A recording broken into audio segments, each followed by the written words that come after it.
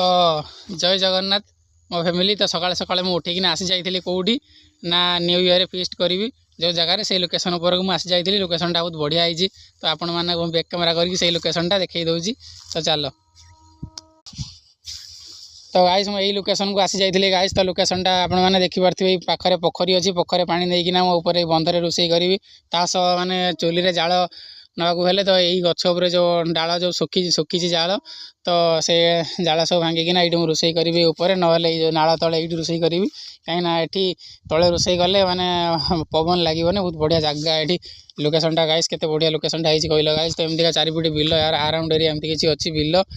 ତ ଏମିତିକା ଜାଗାରେ ପାଣି ଦେଇକିନା ରୋଷେଇ କଲେ ବହୁତ ବଢ଼ିଆ ହେବ। ତ ନ୍ୟୁ ଇୟର୍ରେ ମୁଁ ଏଇ ଜାଗାରେ ଗାଇସ୍ ମୁଁ ଫିଷ୍ଟ କରୁଛି। ଫିଷ୍ଟର ବ୍ଲଗ୍ ବି ତ ଗାଇସ୍ ଫିଷ୍ଟର ବ୍ଲଗ୍ ବି ମୁଁ ଅପଲୋଡ଼ କରିଦେବି। ଆପଣମାନେ ଦେଖିବେ, ଆପଣମାନେ କମେଣ୍ଟରେ ଜଣାଇବେ। ତ ଏମିତିକା ମାନେ ଫିଷ୍ଟ କେମିତି କ'ଣ ହେଉଛି କେମିତି କ'ଣ ନାହିଁ ତ ସେଇଟା ଆପଣମାନେ କମେଣ୍ଟରେ ଜଣାଇବେ। ତ ଏମିତିକା ଜାଗାରେ ମୁଁ ଫିଷ୍ଟ କରିବି ସେଇଟା ଆପଣମାନଙ୍କୁ ମୁଁ ସର୍ଟ ଭିଡ଼ିଓରେ ଜଣାଇଦେଲି। ତ ସେଇଟା ହିଁ ଯଦି ଆପଣମାନେ ଏମିତିକା ଲୋକେସନ୍ରେ ଫିଷ୍ଟ କରିବା ପାଇଁ ଚାହୁଁଛନ୍ତି ମୋତେ କମେଣ୍ଟ କରନ୍ତୁ, DM କରନ୍ତୁ। ଆପଣମାନଙ୍କୁ ମୁଁ ଲୋକେସନ୍ଟି କହିବି। ତ ରହିଲି, ବାଏ, ଜୟ ଜଗନ୍ନାଥ।